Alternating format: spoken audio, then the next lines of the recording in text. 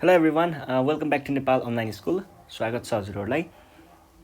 बिबिएसको first इयरको business statistics भन्ने सब्जेक्टको क्लासमा हामी चाहिँ अहिले म्याट्रिक्स भन्ने च्याप्टर पढिरहेको छौँ र यसमा चाहिँ मैले तपाईँहरूलाई योभन्दा अगाडिको सेसनहरूमा म्याट्रिक्समा चाहिने अब अपरेसन अफ म्याट्रिक्स होस् अथवा इन्ट्रोडक्सनको कुरा त भइ नै हाल्छ, अपरेसनको कुराहरू अनि त्यस पछाडि डिटर्मिनेन्टको कुराहरू अनि त्यस पछाडि ट्रान्सपोजका यताउताको कुराहरू अनि इन्भर्स अफ म्याट्रिक्सको कुराहरू, यो सबै कुराहरू चाहिँ मैले तपाईँहरूलाई जस कन्सेप्चुअली र प्र्याक्टिकल्ली पनि त्यो कुराहरूलाई देखाइदिनै सकेँ होइन, सल्भ गरेर पनि देखाइदिनै सकेँ।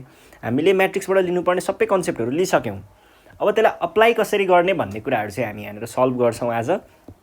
यहाँनिर मैले तपाईँहरूलाई जस प्रोबेबली एक्जाममा कस्तो खालको क्वेसनहरू सोध्न सक्छ र त्यसलाई कसरी चाहिँ डिल गर्ने भन्ने कुराहरू देखाउँदैछु है। ल हामीले फर्स्ट एकदम सजिलोदेखि 2 मार्क्स 3 मार्क्सको 2 मार्क्सको क्वेसनदेखि लिएर 10 मार्क्सको क्वेसनसम्मको क्वेसनहरू चाहिँ सबै सल्भ गर्छौँ आज र हेरौँ अब कस्तो कस्तो खालको क्वेसन चाहिँ सोध्ने रहेछ है र सबैसँग हामी डिल कसरी गर्ने भन्ने कुरा पनि हेर्छौँ। जस्तै यहाँनिर एउटा सजिलो क्वेसन छ, find the product of A and B भनेर भनेको छ।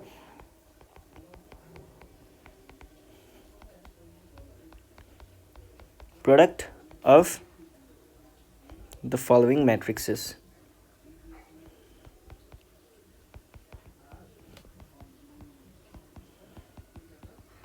यो भनेको छ 1 3 4 2 1 3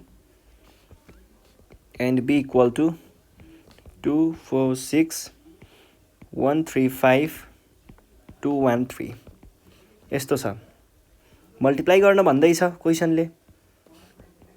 कहिलेकाहीँ क्वेसन झुक्किन पनि सक्छ, नआउने खालको क्वेसन पनि दिन सक्छ होइन। त्यसको लागि हामीले पहिला चेक गर्नु पर्यो मल्टिप्लाई हुन्छ कि हुँदैन र त्यो कसरी चेक गर्ने हो भन्दा अर्डर अफ म्याट्रिक्स हेरेर हो।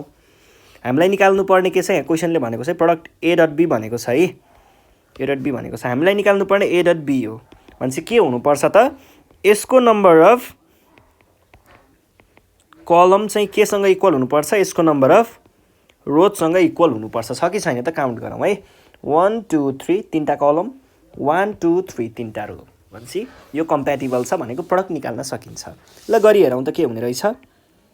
1 3 4 2 1 3 टाइम्स 2 1 2 4 3 1 6 5 3 भनेको के हुने भयो त। कसरी मल्टिप्लाई गर्ने भन्दा नि यस्तो गरौँ न, यो तिनटाले पहिला सुरुमा यो तिनटाले मल्टिप्लाई गर्ने।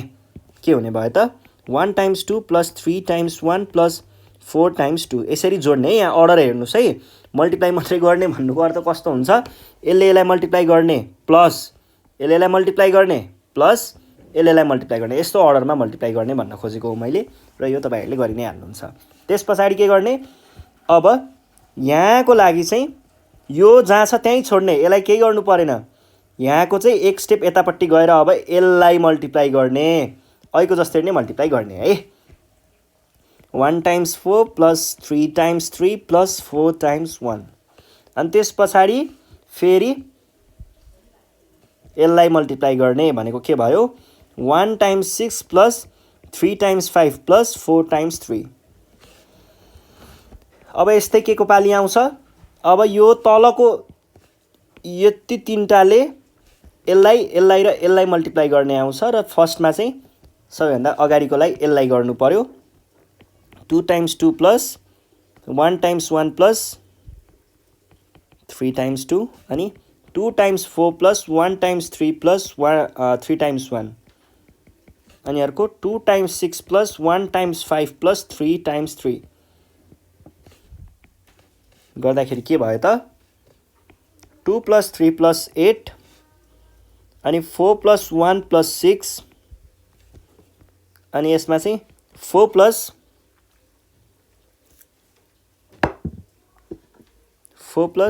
कति हुन्छ, डाइरेक्ट गरेँ। यो भनेको 9 9 4 4 भने पछाडि 17 33 अनि 8 8 3 11 3 14 अनि 12 5 9 भने पछाडि 26 दुईटा रो तीनटा कलम भने कति भयो त 13 11 17 14 33 र 26 इज आवर रिक्वायर्ड एन्सर। यसरी हामीले मल्टिप्लाई गर्छौँ। अब मल्टिप्लाईको कुरा तपाईहरुलाई अब चाहिँ गाह्रो हुँदैन है, यो मल्टिप्लाई गर्ने कुराहरू भइहाल्यो। अब मल्टिप्लाई सँगै यस्तै खालको यो सँगसँगै रहेर सर्ट क्वेसन हामीले अर्को कस्तो सोध्न सक्छ, यही क्वेसन हुन सक्छ हैन, ए र बी यही दिन सक्छ अनि AB is not equal to BA देखाऊ भनेर भन्छ हामीलाई, क्वेसनले यस्तो सोध्न सक्छ। तपाईहरुले एबी क्याल्कुलेट गर्नु पर्यो अनि बीए क्याल्कुलेट गर्नु पर्यो। कम्प्याटिबल नहुन पनि सक्छ कुनै केसमा, कुनै केसमा कम्प्याटिबल हुन पनि सक्छ हैन। अब यसमा चाहिँ कम्प्याटिबल हुँदैन, फेरि कम्प्याटिबल भएकै भन्छ जहाँसम्म मलाई लाग्छ। यस्तोको लागि चाहिँ यो देखाऊ भन्नको लागि चाहिँ कम्प्याटिबल भएकै देखाउँछ दिन्छ। अनि तपाईहरुले चेक गर्ने, अब बीए र एबी निकाल्ने, दुईटैको भ्यालु निकाल्ने, दुईटा एकअर्कासँग इक्वल हुनै सक्दैन, छैन भनिदिनै सक्यो है ल। अनि त्यसपछि अर्को चाहिँ अब कस्तो सोध्न सक्छ भन्दा हामीलाई इन्भर्स सोध्न सक्छ हैन। If A equal to 3 2 5 7 then find the inverse भनेर सोध्न सक्छ। यो चाहिँ हामीलाई सोधिरहेको पनि हुन्छ र यो मैले तपाईहरुलाई भर्खर योभन्दा अगाडिको सिरिजमा पढाएको पनि थिएँ, त्यो हेर्न सक्नुहुन्छ एकचोटि। यो बुझ्नु भएको छैन भने म यहाँनिर पनि बुझाउने प्रयास चाहिँ गर्नेछु। ए भनेको हामीलाई के दिएको छ 3 यो दिएको छ। अब हामीले ए इन्भर्स निकाल्न के गर्नुपर्छ, फर्स्ट स्टेप चेक गर्नुपर्छ इन्भर्स हुन्छ कि हुँदैन भनेर। त्यसको लागि के गर्नुपर्छ, डिटर्मिनेन्ट निकाल्नु पर्ने हुन्छ। ल यसको डिटर्मिनेन्ट निकालौँ। यसको डिटर्मिनेन्ट भनेको के हुन्छ, 3 × 7 माइनस, मैले यहाँनिर के गरेको हो, यसलाई मल्टिप्लाई गरेँ अनि यसलाई मल्टिप्लाई गरेँ, यसले यसलाई घटाएको 11 11 भनेको त इज नट इक्वल टु 0 तिर गयो। देयरफोर के एक्जिस्ट्स, देयरफोर ए इन्भर्स चाहिँ यहाँनिर एक्जिस्ट गर्छ भन्ने कुरा भयो है, एक्जिस्ट्स। अब यो भनिसके पछाडि अब के गर्नुपर्छ, अब हामीलाई चाहिने भनेको एडजोइन्ट अफ ए हो र एडजोइन्ट अफ ए कसरी निस्किन्छ, एडजोइन्ट अफ ए भनेको कोफ्याक्टरको म्याट्रिक्सको ट्रान्सपोजबाट निस्किन्छ। भनेपछि त कोफ्याक्टरहरू लिस्ट गर्नु पर्यो पहिला। हुन त यो भनेको 2/2 को हो, यसमा 2/2 मा हामीलाई कोफ्याक्टरको त्यो निकालेर गरिराख्नु पनि पर्दैन, सिधै तपाईहरुले अब यस्तो पनि गर्न सक्नुहुन्छ हैन। एबिसिडी को फर्मेटमा भएको म्याट्रिक्सलाई तपाईहरुले डाइरेक्ट डिए माइनस बी माइनस सी यसरी पनि लेख्न, माइनस सी माइनस डी है, माइनस सी माइनस बी यसरी पनि लेख्न त सक्नुहुन्छ। यो पनि एउटा तरिका त भयो। जे होस् ख्याल गर्नु होला, यसरी हामीले कोफ्याक्टर नै गर्यौँ भने चाहिँ अलिकति एउटा कन्सेप्ट पनि बसिरहेको हुन्छ हैन। त्यो भइसके पछाडि हामीले अब कोफ्याक्टर निकालेरै गरौँ न के हुँदो रहेछ।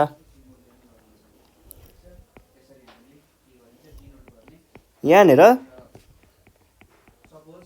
कोफ्याक्टर अफ ए भनेको के हुन्छ, कोफ्याक्टर अफ ए होइन होला, कोफ्याक्टर अफ ए, मैले यहाँको ए सोचिरहेको रहेछु, यो 3 है। कोफ्याक्टर अफ 3 भनेको के हुन्छ,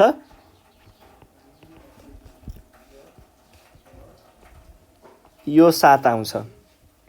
अनि कोफ्याक्टर अफ 2 भनेको कति हुन्छ, यो 5 आउँछ। कोफ्याक्टर अफ 2 पछाडि यो 5 भनेको कति हुन्छ, 5 को यो हुन्छ। अनि कोफ्याक्टर अफ 7 भनेको के हुन्छ, 7 हुन्छ। अब तपाईहरुले ख्याल गर्नु होला है, यतिकै लेख्दाखेरि आन्सर बिग्रिन सक्छ। यो कोफ्याक्टर भएन, यो माइनर मात्र भयो। कोफ्याक्टरमा के हुन्छ, कोफ्याक्टरमा साइन म्याटर्स भन्छ, पोजिटिभ कि नेगेटिभ त ख्याल गर्नु पर्यो। त्यसको लागि तपाईहरुले के गर्न सक्नुहुन्छ भन्दा यहाँनिर हेर्नुस् है, प्लस माइनस माइनस प्लस गर्न सक्नुहुन्छ, यो एउटा अर्डरमा हुन्छ। अब यसलाई तपाईहरुले के लेख्न पाउनुहुने भयो त, जहाँ जहाँ प्लस छ प्लस ठिकै छ, माइनस भएको ठाउँमा अगाडि माइनस थप्नु पर्यो। यति गर्दाखेरि काम बन्छ त,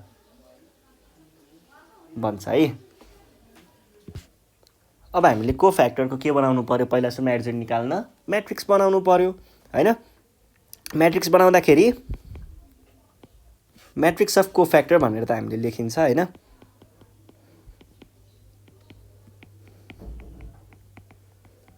म्याट्रिक्स अफ कोफ्याक्टरमा चाहिँ याद गर्नुहोस्, यो 3 को पोजिसन जहाँ छ नि, हाम्रो यो म्याट्रिक्समा 3 को पोजिसन कहाँ छ, यो पोजिसनमा छ भने यसको कोफ्याक्टरलाई त्यही पोजिसनमा राख्नुपर्ने हुन्छ, त्यही पोजिसनमा राख्नु होला है।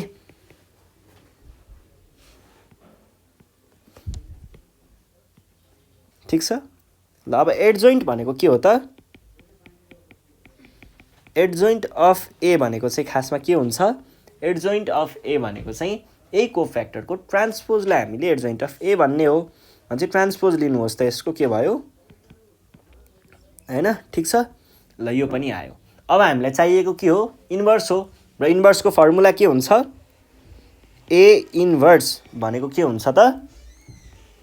ए इन्भर्स भनेको चाहिँ 1/a को डिटर्मिनेन्ट टाइम्स एडजोइन्ट अफ ए। ए को डिटर्मिनेन्ट भनेको कति छ?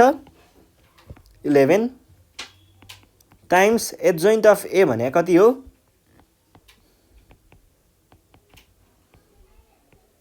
भनेको के हुने भयो त? 7/11 यही हो त हामीलाई चाहिएको एन्सर। ल यसरी चाहिँ हामीले इन्भर्स निकाल्ने गरिन्छ है। अब अर्को क्वेसन यहाँनिर छ, find the adjoint of matrix given below भनेको छ। एडजोइन्ट निकाल्ने तपाईँहरूलाई मैले यहाँनिर देखाइसकेँ। यहाँदेखि कहाँसम्मको कुराहरू तपाईँले लेख्नु पर्यो। कोफ्याक्टर निकालेदेखि यहाँसम्मको कुराहरू नै हुन्छ हैन। कोफ्याक्टर निकाल्ने, अनि कोफ्याक्टर निकालिसके पछाडि त्यही कोफ्याक्टरको चाहिँ हामीले म्याट्रिक्स बनाउने, म्याट्रिक्स बनाएर त्यसको ट्रान्सपोज भनेको नै एडजोइन्ट भइहाल्छ। अब अर्को ए इन्भर्स नै निकाल्ने भन्ने क्वेसन छ, यो हामीलाई त्यो गरिराख्नु परेन। अब कहिलेकाहीँ यस्तो क्वेसन पनि सोध्न सक्छ, हेर्नुहोस् है। यस्तो क्वेसन सोद्धा चाहिँ के गर्ने, यहाँनिर अलिकति ख्याल गर्नु होला। यहाँनिर हाम्रो दिमाग कहिलेकाहीँ घुम्न सक्छ यो क्वेसनमा। हाम्रो यो 5 मार्क्समा सोध्छ यस्तो क्वेसनहरू चाहिँ।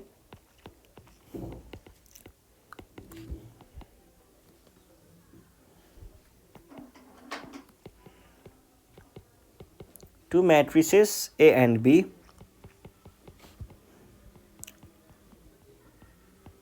are inverse of each other भनेर सोध्छ।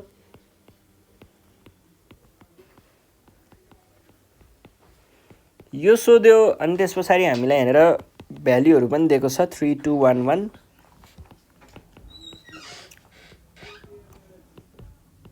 यसरी सोधेको छ। अब हामीले के देखाउनु पर्ने छ?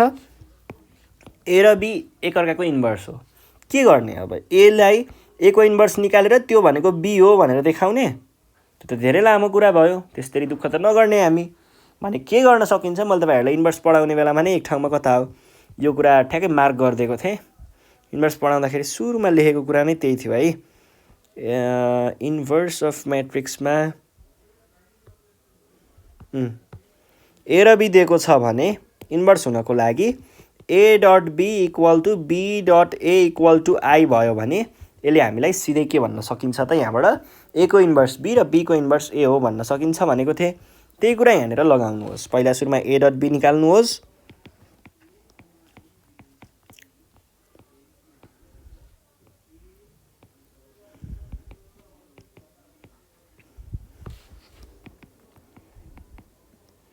Three times 1 plus 2 times minus 1 अनि 3 times minus 2 plus 2 times 3। 1 times 1 plus 1 times minus 1 1 times minus 2 plus 1 times 3 भने के हुन्छ त? 3 माइनस 2 अनि यता 0 भइहाल्यो, यो पनि 0 भइहाल्यो। यो भनेको चाहिँ माइनस 2 प्लस 3 भनेको 1001 विच इज के हो? यो भनेको i हो। अब अर्को ba पनि निकाल्नुहोस्। b डट a भने के हुन्छ?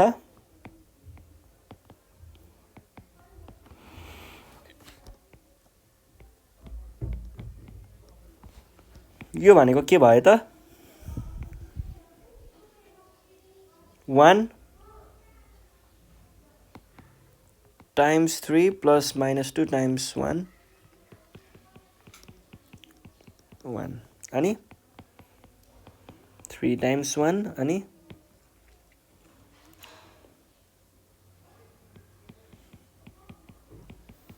भनेको कति हुने भयो त? यो भनेको हुने भयो 3 माइनस 2 1 0 0 माइनस 2 प्लस 3 1। यो भने केसँग इक्वल छ, योसँग इक्वल छ। यसबाट हामीले के भन्न सकियो, A and B are inverses of each other भन्न सकियो हैन। यति कुरा नै हो। यो 5 मार्क्समा सोधेको हुन्छ यस्तो क्वेसनहरू। यो सल्भ गर्न त्यस्तो गाह्रो पनि हुँदैन है। यो भयो। अनि अरूको चाहिँ अब हामीलाई यो कुनै एउटा म्याट्रिक्स दिन्छ ए भनेर, अनि त्यसबाट हामीलाई प्रुभ गर्न भन्छ कि A square minus 4a minus 5i equal to 0 prove गर भन्ने खालको क्वेसनहरू पनि सोधिरहेको हुन्छ। यो क्वेसनहरू पनि तपाईँहरूले ख्याल गर्नु पर्यो है। अब यो क्वेसनहरू भइसके पछाडि अर्को एउटा क्वेसन हुन्छ यहाँनिर हामीलाई दिएको हुन्छ। यो चाहिँ मल्टिप्लिकेसन अपरेसनसँग रिलेटेड क्वेसन हो। यस्तो खालको क्वेसन चाहिँ मैले तपाईँहरूलाई यहाँनिर पहिल्यै सल्भ गराइसकेको छु है। यसको लागि फेरि दुःख चाहिँ नगरौँ। यस्तो खालको क्वेसनहरू यो हामीलाई सोध्न सक्छ। यो चाहिँ जेनरली 10 मार्क्सतिर सोधेको पाइन्छ यस्तो क्वेसनहरू। तपाईँहरूले यो चाहिँ प्र्याक्टिस गर्नु पर्यो है। अनि त्यस पछाडि अर्को भनेको हामीलाई लिनियरको दिएको छ यो इक्वेसन सल्भ गर्ने खालको प्रब्लमहरू। यो इक्वेसन सल्भ गर्ने प्रब्लम चाहिँ हेरौँ है त।